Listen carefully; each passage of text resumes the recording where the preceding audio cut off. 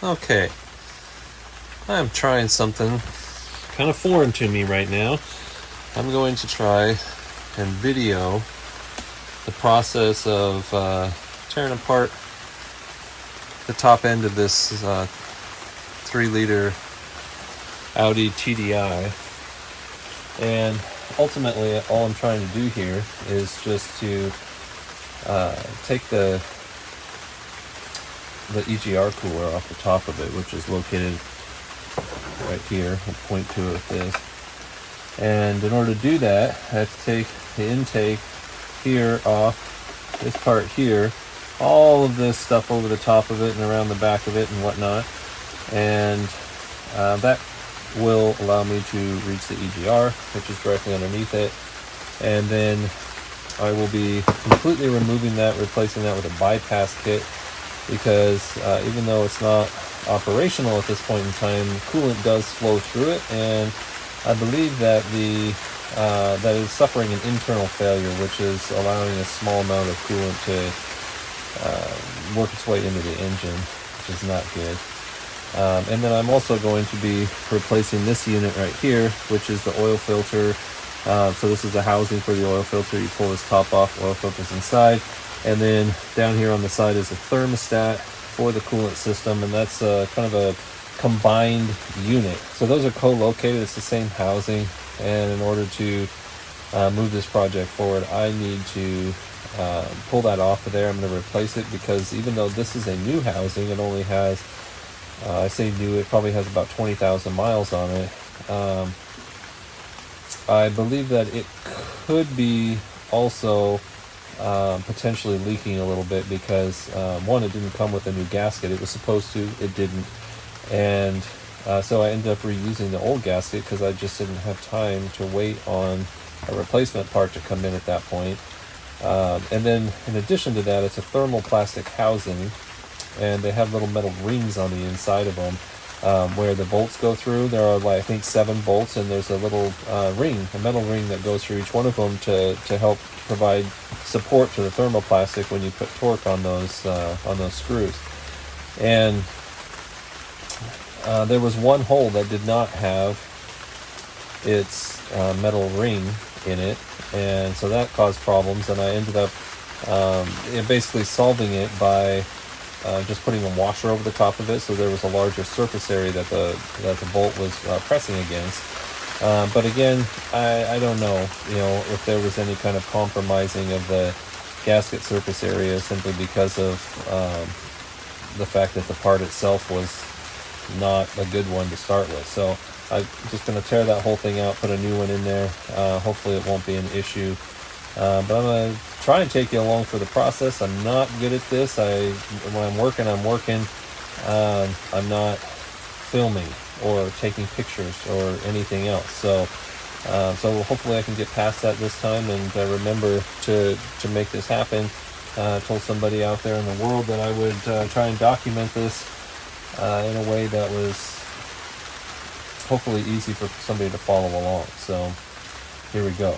Very first thing I'm going to do is I'm going to remove the Serpentine belt, which is located down here, pretty much below the work area, but might as well get it out of the way, make sure I don't get any coolant and oil all over it. In order to do that, there's a tensioner located right here. I don't know if you can see it, might be a little bit below the point of the camera. Almost everything is up on top of the engine, so I'm not going to be moving the camera angle around, but if you can see it, great. But there is a T60 Torx like this fitting down here. Just reach down in there, make sure it's seated nicely, and then give it a pull to loosen everything up, and then just slip the belt off and let it go. Very, very simple. Getting it back on is a bit more complicated, but I highly recommend a breaker bar that's like this one. This is an 18-inch, but very simple, and it makes it completely drama free. I'll just work the belt loose. I'll change my light angle so I can actually see what I'm doing down here. The belt comes out, no problem. So I condition my belts to keep them nice and crack free. You notice if you run across these this belt, just turn it nice and tight around here, you can see that there's no cracks in that anywhere. This is a somewhat new belt because I had an alternator failure that ended up doing some damage to the original belt, and I want to say that was at about 110,000 miles, and that was the original belt. And if it wouldn't have been for that alternator failure, I would still be using that belt because it looked just fine. And the reason why I think it looked just fine is because I condition the belts every year. So I turn them inside out like this, roll them up into a little ball, then I just take it, slide it right into a number 10 can, you know, like you would get beans or something in. Just stick it down there in the bottom of it like that. And then I use 303 protectant. So it's like Armor All or something like that. Just pour some in the bottom of it, just enough so that it's covered up, and swish it around a little bit to make sure it gets into all the little crevices and whatnot. And I just let it hang out in there for 10 or 15 minutes and just get a nice soaking. This is good for keeping the belt pliable and protecting it from UV radiation and heat damage. So I feel like, might be snake oil, but ever since I've been doing this, which is probably about 10 to 12 years now, I have never actually replaced a belt except this one because of mechanical damage. I've never replaced a belt on any of my vehicles. I have vehicles still with original belts approaching 200,000 miles, so I feel pretty good about that. But anyway, I will just set this aside and I will keep digging into this. So as we dig into this thing, the very first thing I recommend doing is taking a T30. So most of the stuff that's in here is going to either use a hex like this. It's going to use a triple square, which is, I don't know if it's specific to VAG vehicles or if it's just like a European thing or what, but you see how it has just lots and lots of, it's like a Torx on steroids basically, but it's known as triple square because there are basically 3 sets of boxes that are just kind of superimposed on each other there. And some of the nuts that, or some of the bolts that you have to take off have a triple square head. So make sure that you distinguish between a Torx and a triple square, because Torx don't fit very well in triple squares, and then triple squares do not like to fit in Torx, at least not at the right size. So there's also a few that are going to be hex as well, so you might need to use Allen wrench for that. And I believe that this one here, which is on the EGR cooler bypass line, is one of those that has an Allen on it. So just pay attention to which is which, and don't assume that just because you've been rolling along and using one specific type that it's going to stay that way. So anyway, the very, very, very first thing I recommend doing is disconnecting the oil filler, or the oil dipstick tube, and pulling it completely out. Get it off of the engine and out of harm's way, because all you have to do is pull it off here, and then there's one more down here in the middle that you need to take off. And then once you have those loose, you can just pull it right out of there. And if you do that,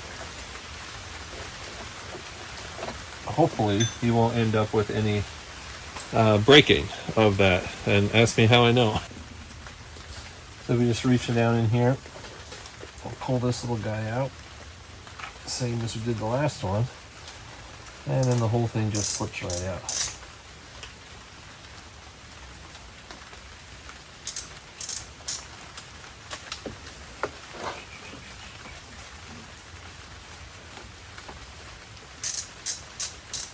It's pouring rain here this weekend, and I do not have time We'll wait on the rain for a nice day to be able to work out here in the driveway. So I have a big tarp garage, I guess, and you just pull that right out. The whole thing just comes out together. It's a good idea to replace that O-ring down here when you go to put it back together again. So I recommend that you have that part available. You can replace this O-ring up here on the top of the dipstick tube, but unless you're having an issue with it, it's not necessarily necessary.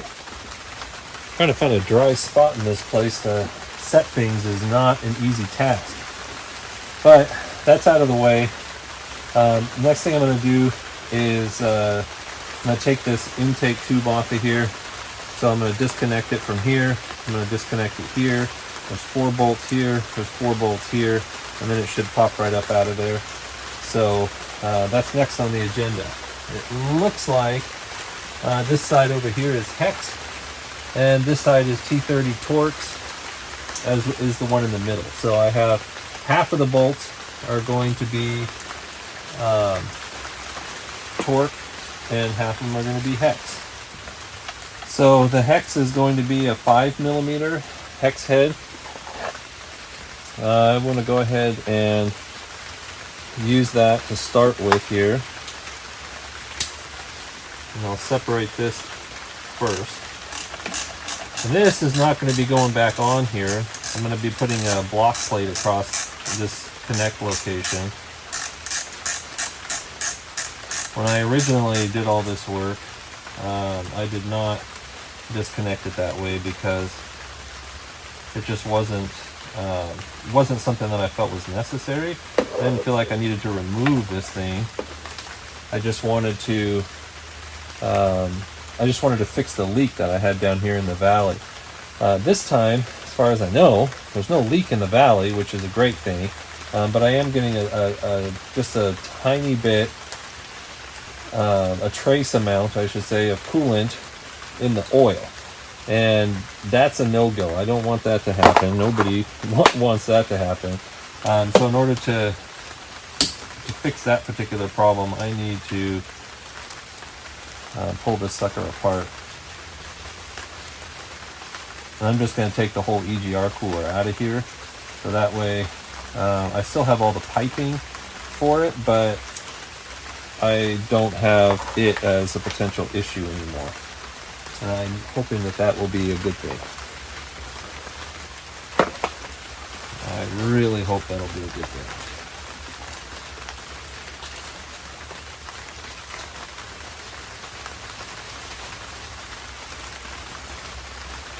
I'm just going to reattach some of these bolts to their intended locations. That way they don't get lost or mixed up anywhere. I'm really good at losing things if I don't do that. Give myself just a little bit of an angle on that. Hopefully I can reach in there with this.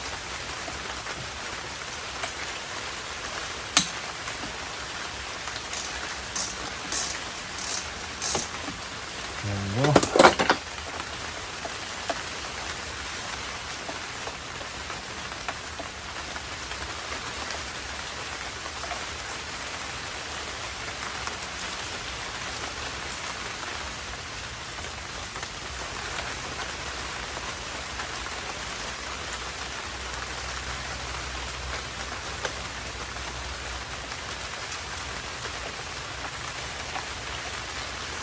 That one was a joy.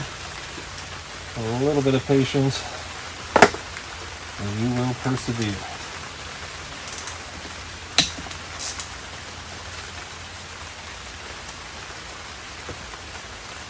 It actually feels like there's only 3 on this side.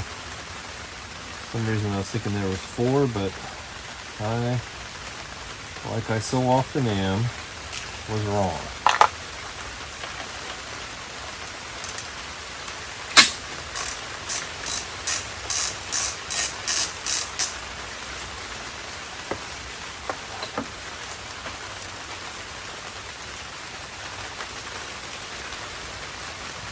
Little short guy there. And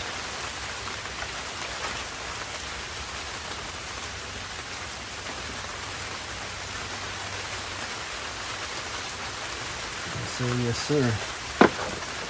Okay.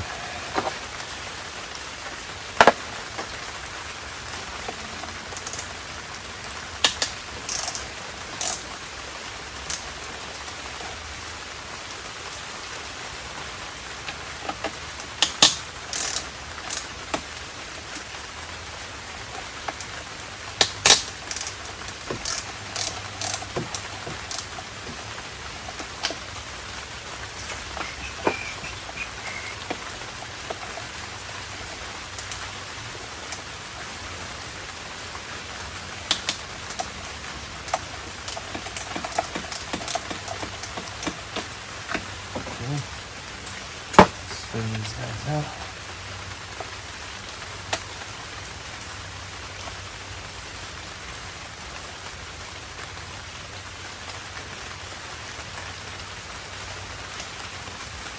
These guys are really long. They don't take too long to spin, but they are long because they go all the way through this flap right here.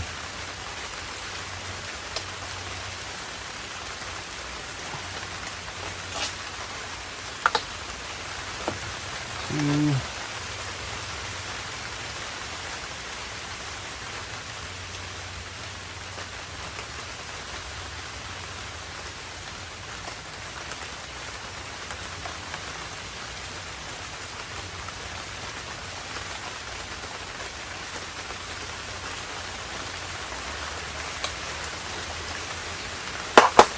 3, and this last one right back here, I don't know if I'm going to be able to get this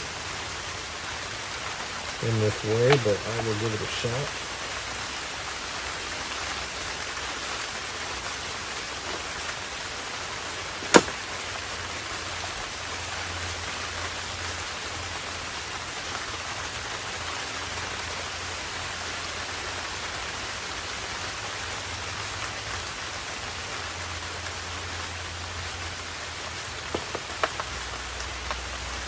Once I get this intake off, then we'll start disconnecting electrical.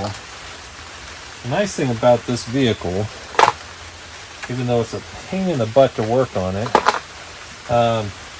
all the electrical is like really straightforward in terms of how all the plumbing works on it, honestly.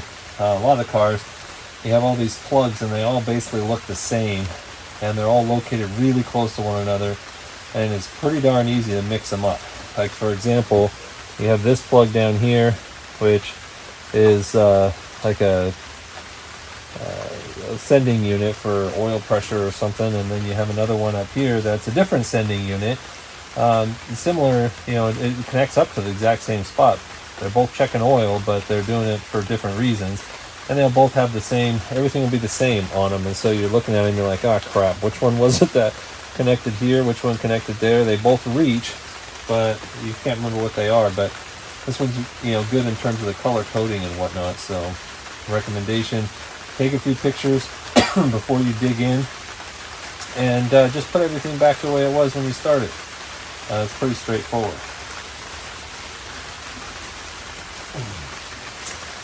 Okay, these should be disconnected. This is disconnected on this side. Is there another one?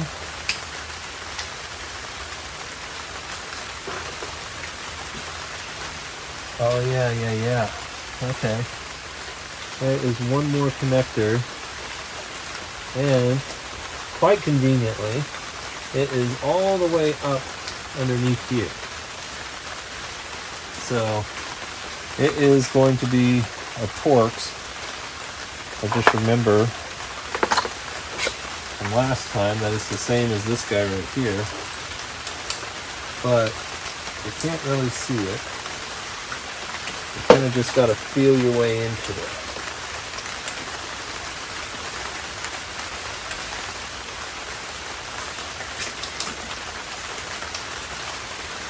There we go. Just keep that in place.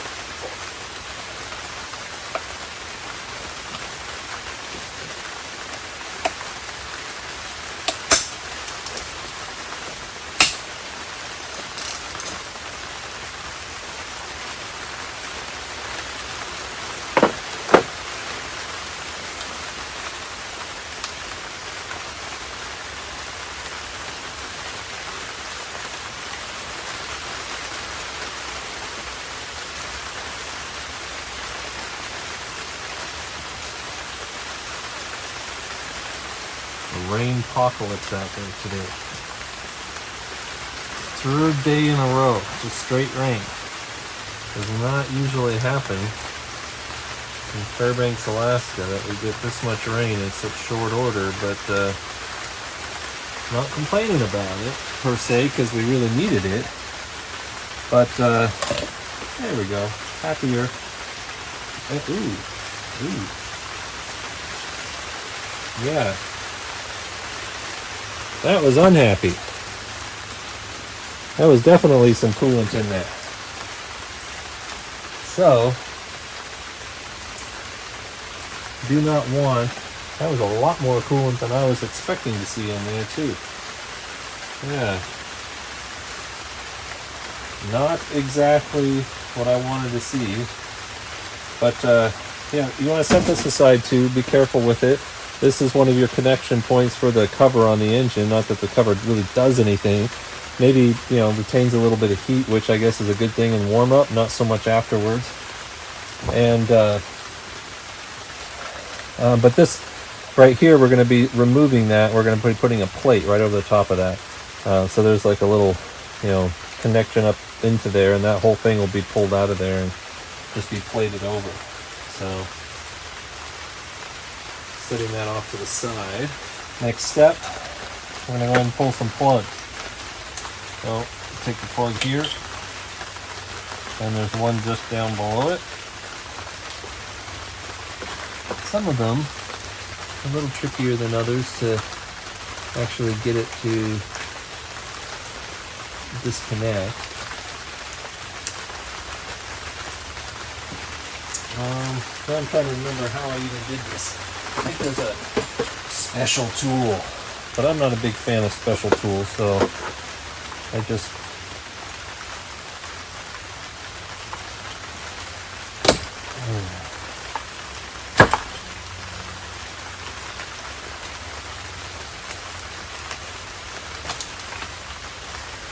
reach underneath there and lift up that little tab.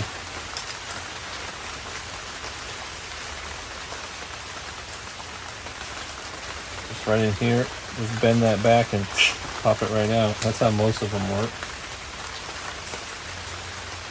So that's out of the way. We have this little guy here. Let's see if we can get that one to come out the same way. Those ones are out. Just put them out of the way. And then we continue on. We have the backing system here.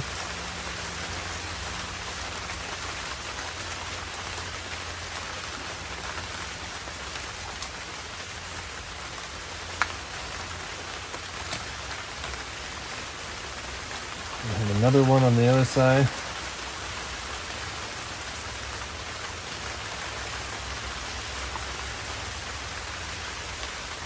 Loosen that up a little bit here. It should slide right off.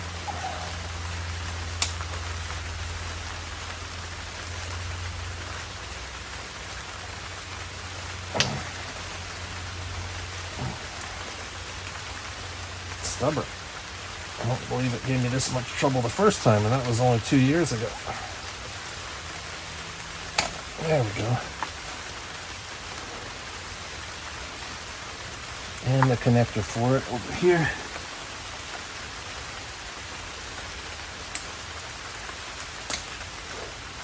All right.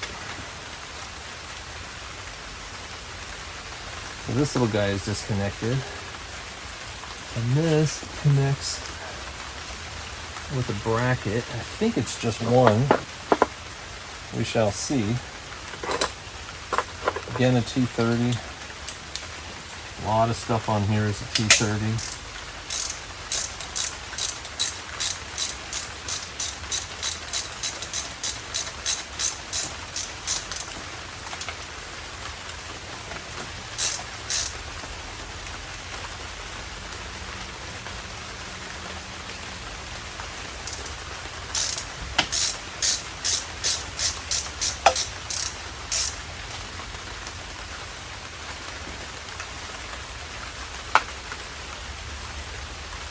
Nope, I have one other side in there.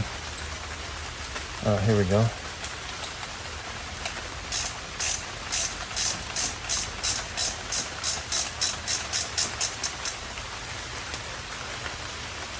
Uh-oh.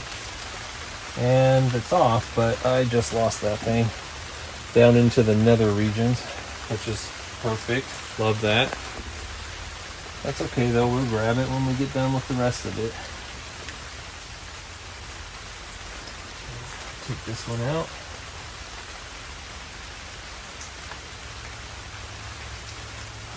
Disconnect this guy here.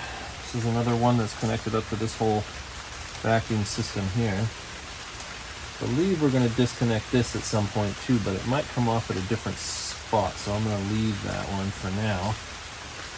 I should be able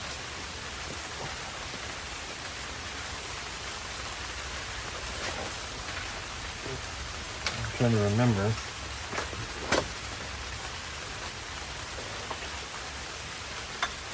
Aha! One screw down here on the bottom. Need to take that out. And that is also a T30.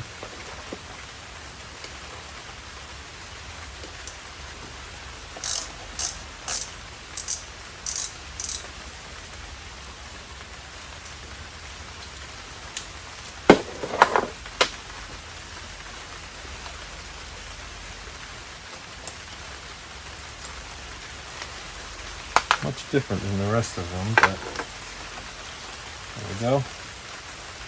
So yeah, once again, see if I can shine a little light on that.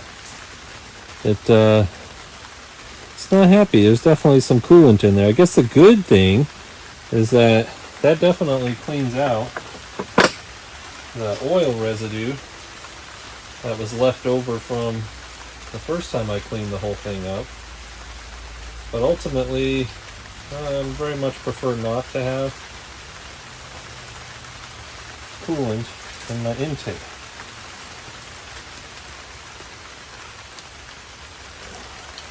Because a little bit of that's getting sucked into the cylinders every time you start it, and that's a no-no. I see the engine doesn't like to have that, so just wipe that off a little bit. And set that aside as well.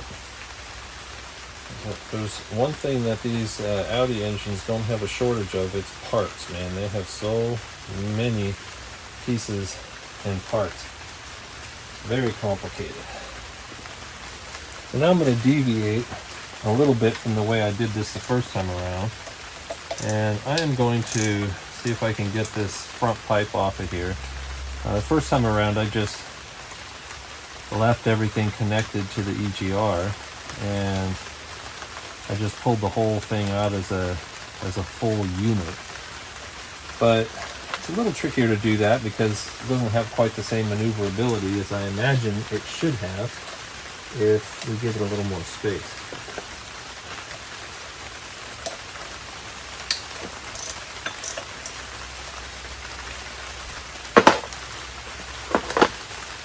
I'm going to give it a little more space this time, since I'm not keeping any of this stuff and I don't have to worry about whether there's a gasket that I maybe don't have and need to and whatever else.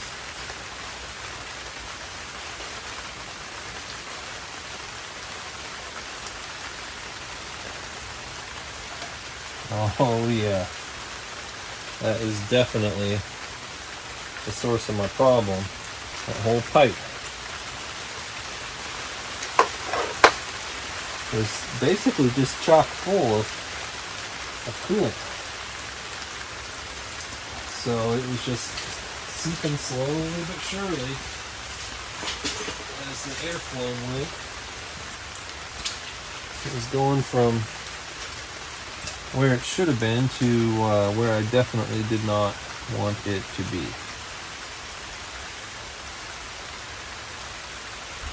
Unfortunately, as I take this stuff apart, I'm going to end up getting coolant down in my valley again.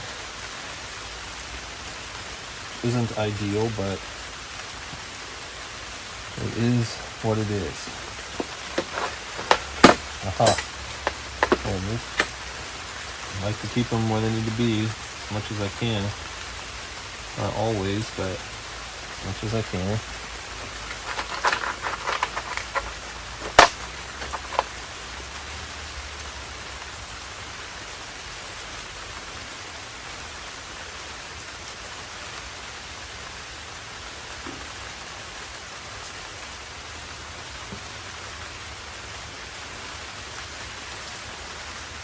Come on.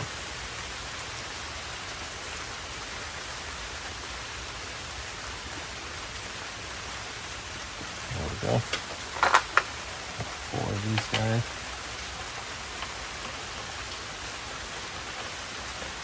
We're actually getting pretty close to the point where we're going to be taking the intake off of here, which is kind of exciting.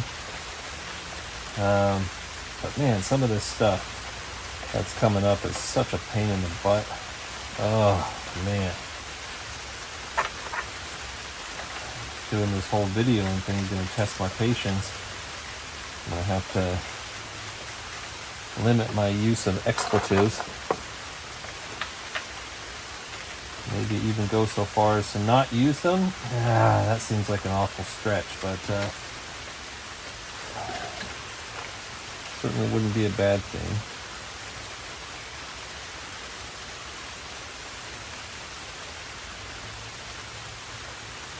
Just reattaching the screws. At least the ones I haven't lost. Oh man. Okay. So yeah, next step is going to be getting all that tubing out of the way. Okay, so a little tricky getting in here, but we're going to make it happen. So some of this is disconnect, some of this is just move it. As much as possible, I tend to just move stuff out of the way when I can, and when I can't, then I say, okay, I'll disconnect it. But if it doesn't have to be disconnected, then I feel like I'm just asking for trouble to not to disconnect it. So here we go. This is a disconnect. Both of these guys here. One.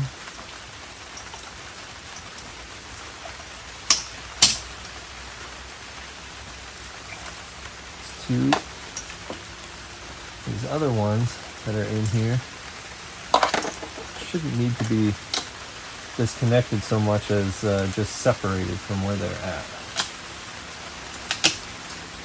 This will get pulled out. There's some kind of a clip in here. I don't rightly recall how that one works, but I need to get around to a different angle in order to get to it.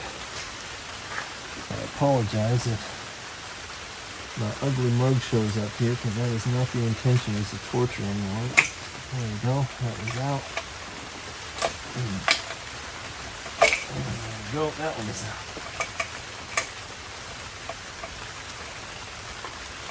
So those come out, and then I need to take this bracket off.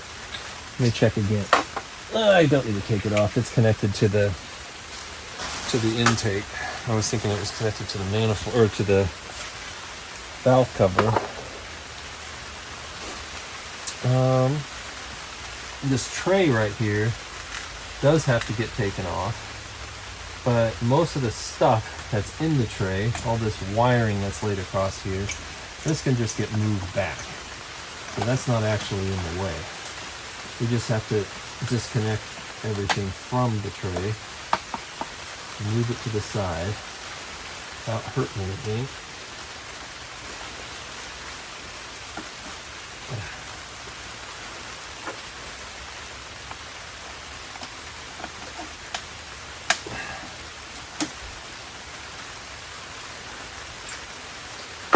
And we have to get all the screws out of it. Again, T30s.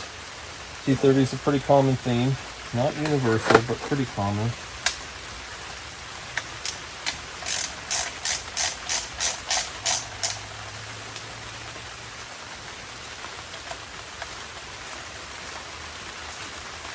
Be real careful, not like I was a minute ago when I dropped that screw down in there.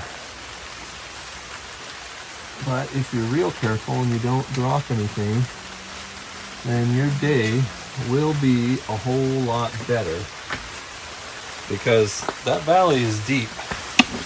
It is real deep. Trying to get stuff out of there is a chore.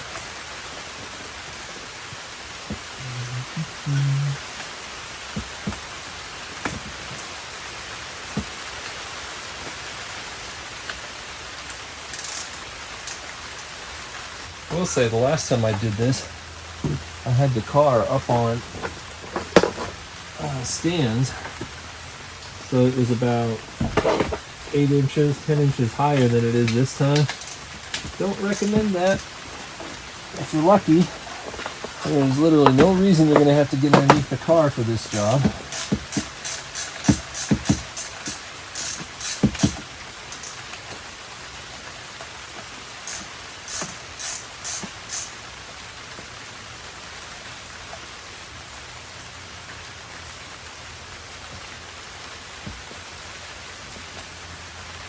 Okay, the screw is loose down here, but it is not wanting to come out.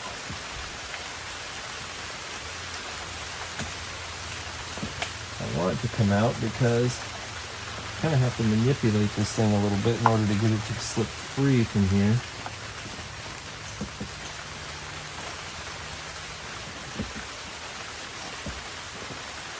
That one, this one. And if stuff isn't loose, then it's not going to come out. Okay, I think that side is loose.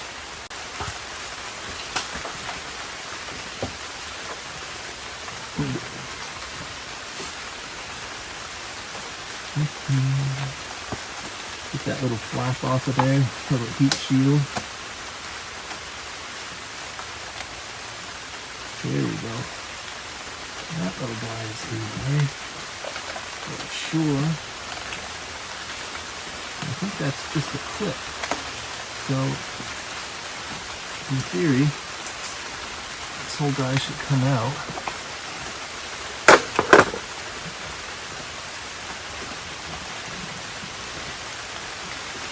It might be just theory at this point, but I'm thinking it should.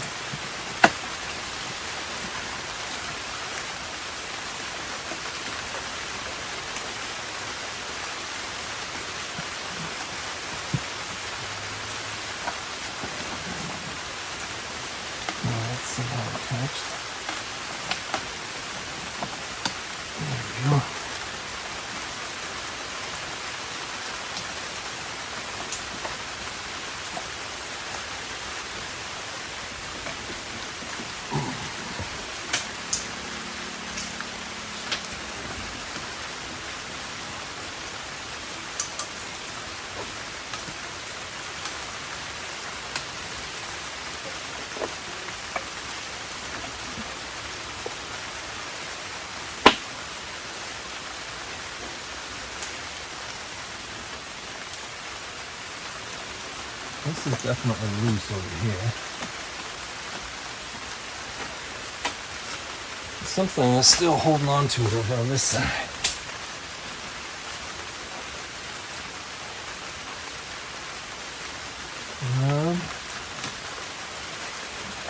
Oh, I see.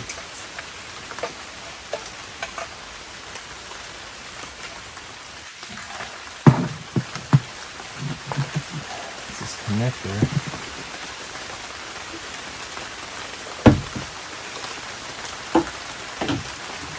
fancy car has most of its stuff is aluminum.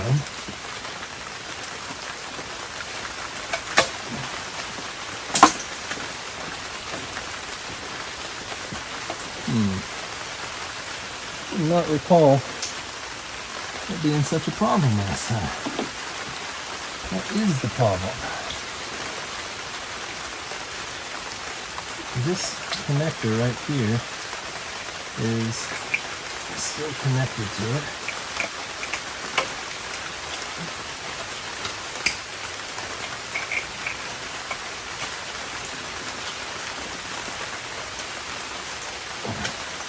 There we go.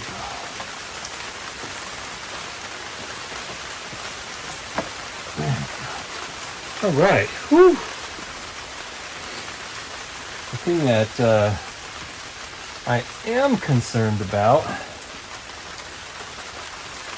is that I have to remove a couple of the high pressure fuel lines, because they run right across the back. It goes from this side of the manifold to this side of the fuel rail manifold.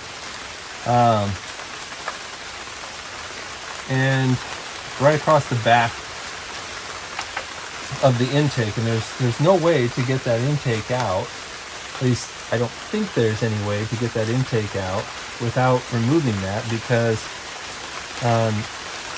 you have to be able to lift it up and out. There's not a whole lot of shifting space to go, say, back and forth.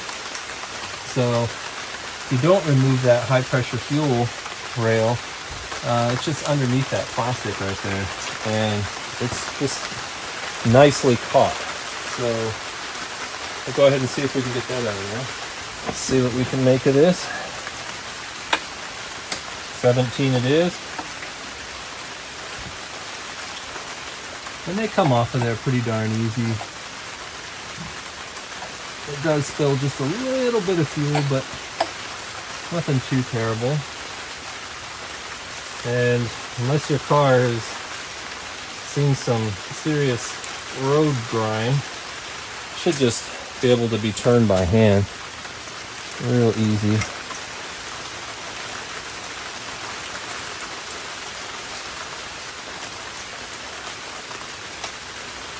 I love the smell of diesel in the morning.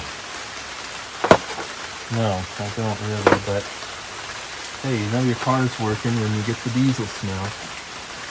So now there's a connector on the back of the intake manifold that holds that fuel rail in place, so just pull that out. Once again, a 230 gets the job done. And the second connector back here, sorry, I think it's getting a little loud with this ring, but the second connector back here, right here, is connects this fuel line to a separate one, and this one is tricky. I'll just say it straight up, man. This thing is tricky because it's a single bolt that connects it with a kind of a clamp sort of a deal back here, but the amount of room that you have to work is pretty limited, and there's just nothing but a void below here if you happen to drop it. So you gotta be really careful, which means I'm probably gonna drop something, but I'm gonna try not to.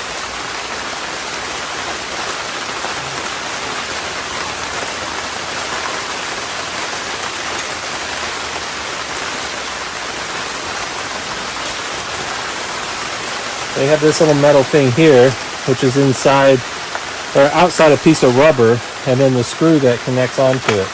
And both of those pieces will fall into oblivion if you're not careful.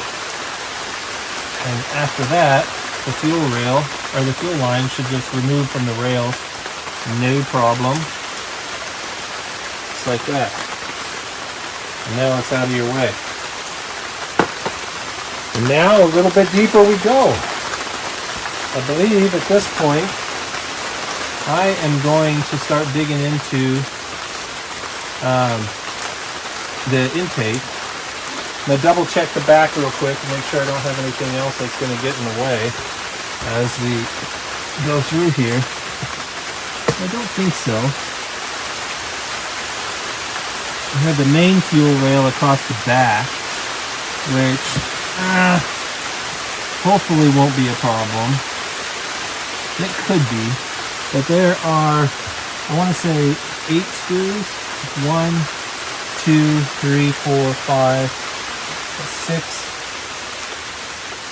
Is it just 6?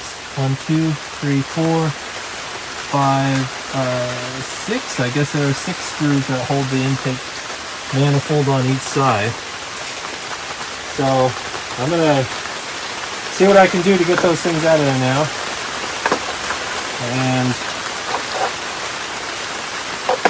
hopefully not lose any of the screws in the process, or the bolts. I always say screws, I mean bolts. Not lose any of the bolts in the process.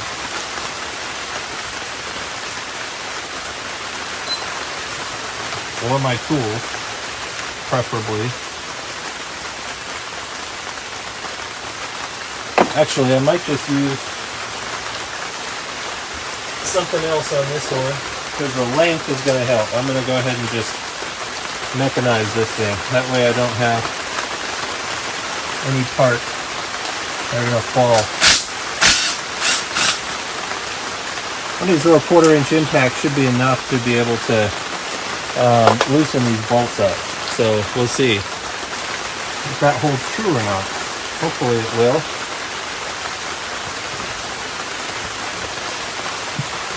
Oh, let's get into the next one. Over here.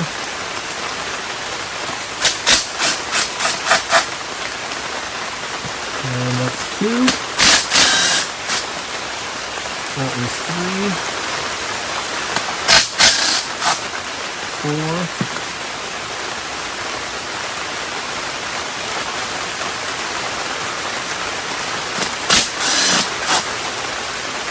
5.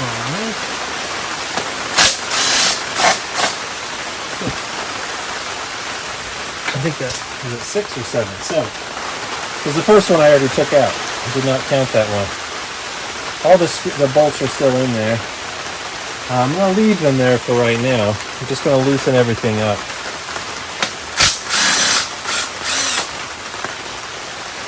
I like to take them out, but I'm going to take them out all at the same time. And if I have everything loosened up first, it'll make me feel a whole lot better about it, for whatever reason. Okay, here's 2. Not good. There's a little bracket on top of this thing. I'm going to go ahead and remove this. I didn't think I removed it last time, but maybe I just pulled it off and then put it right back on again. Get that out of the way.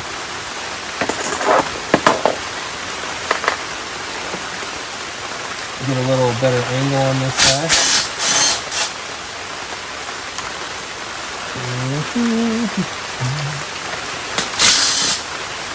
There's 2.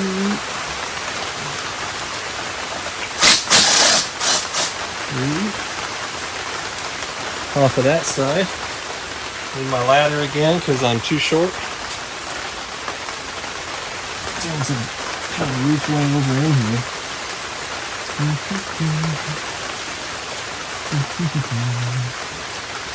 just cannot see that. I may need to remove a few things off of here in order to get the flex I need on that.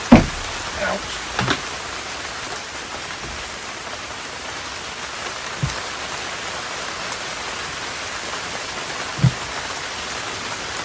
I'm really stubborn. I'm going to grab the needle nose pliers somewhere over here.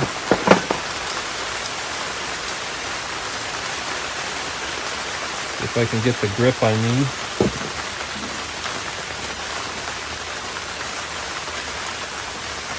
There we go.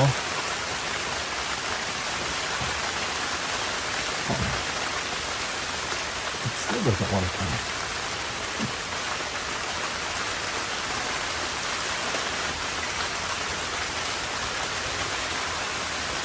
There you go. Okay, that's off of there. And I know I replaced that one last time because it doesn't have any regular little screws on there. See about that? Yes, it is. It's always nice when you have standard type parts on the vehicle. Not standard like 1/4 inch, but 1/4 inch or 10 millimeter, either one are perfectly acceptable.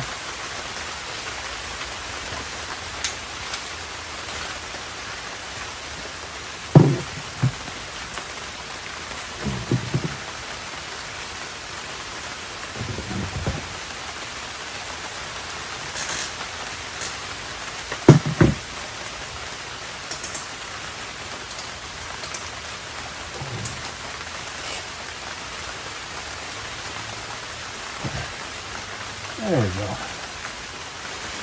Got a few things out of the way now. See if I can see what I need to see in there. I know there's one more bolt back down in there.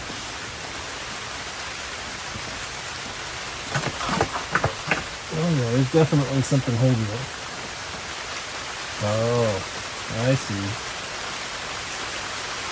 This other fuel line is attached to the back of the manifold right here. Aside from that, that actually might be the only thing, honestly.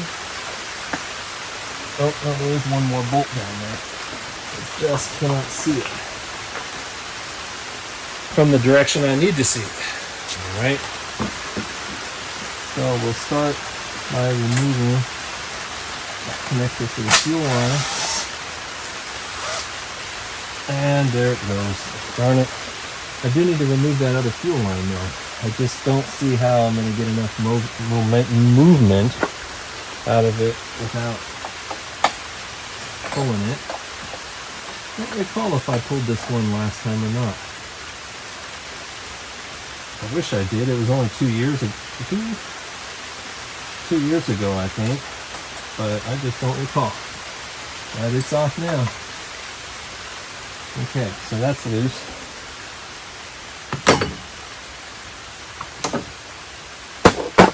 I like how they just give me this tool tray in the front of the car here. It's very convenient. There we go. It's a little rubber part that was in the way. Go down in here.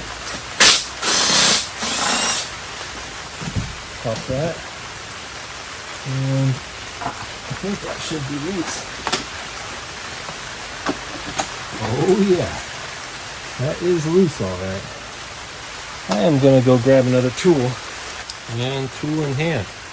So this has a magnetic end, which often doesn't work with this car because almost everything is aluminum, but it also has a mechanical grabber on it. Whoa. Which does work. So, let's see if we can get the bolts out. There's one.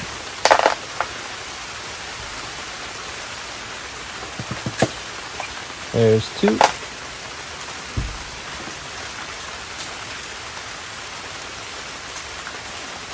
There's three.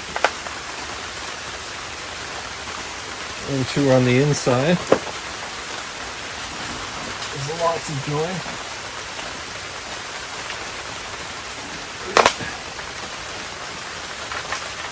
Or four maybe? I don't know. Why am I trying to keep count of them anyway? Last one. Alright. Other side.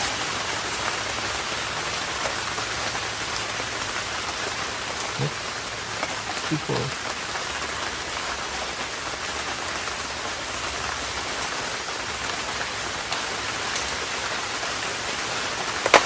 One.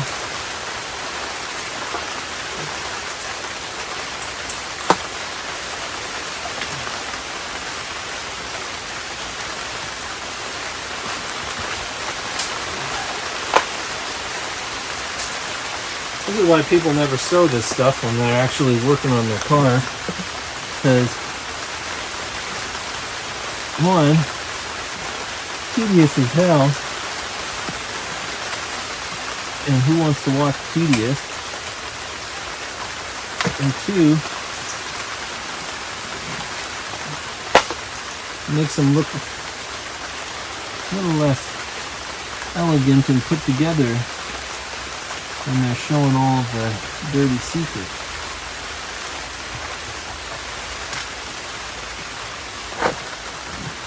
Okay, so there's still one in there. I don't know that I can actually get it out because it's kind of underneath the edge of the EGR, so I'm going to try not to get it out. And at this point, I'm just going to make sure that there's nothing over top of this anywhere. Just move everything back. I can take this plug off, but I have a little bit more flex there. And everything else, I think, oh, no, this one right here is going to be, that one's going to give me some problems. And I do remember taking that off before. It's just a little metal circlip here.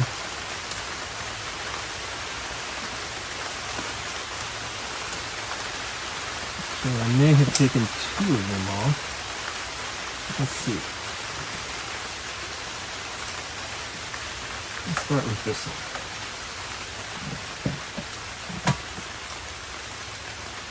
Oh, and of course I dropped it. Ooh, I caught it. Look at that. I caught it.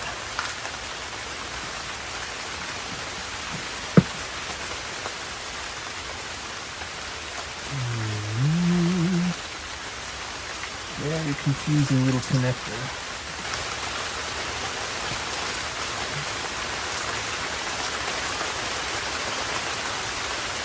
There's nothing to squeeze, there's nothing to push on, there's nothing to pull.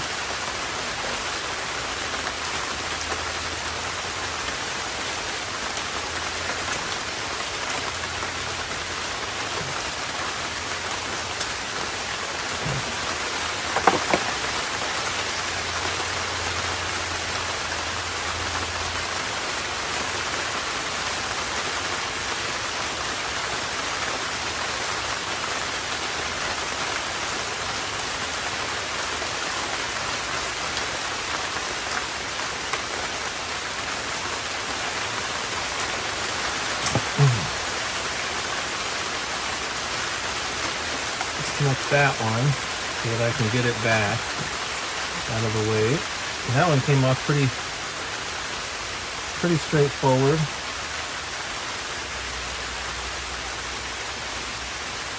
Except where's the little piece go? Oh, there it is. This little cage right here just slips over the top of it and kind of holds it on there a little bit. No big deal. But boy, I cannot, for the life of me, get this other one. This is the other half of that connector I was talking about that didn't really hold on real well. I'm just going to put it back together again so that I don't lose any of the pieces. So this is the connector right here, and what you have to do is you have to squeeze it on the back side right here where these two white connectors are that go into the ring. Squeeze that part right there and it deforms it just slightly and it just pops right off the ridge of the connector on the other side. So I know that it probably doesn't show up very well because it is a fair ways away from where the camera is at. Oh, hang on a second. Here. Is that better? I don't know. Anyway, this is the connector here. And it's just a fair ways. Just squeeze right here on these two with like a pair of pliers and then just gently pull on it and it should slip right off. So that's how it happened. Not the most simple thing. But yeah, hopefully hopefully that helps somebody out there in the world someday. Now I need to see if I can actually get this puppy out of here.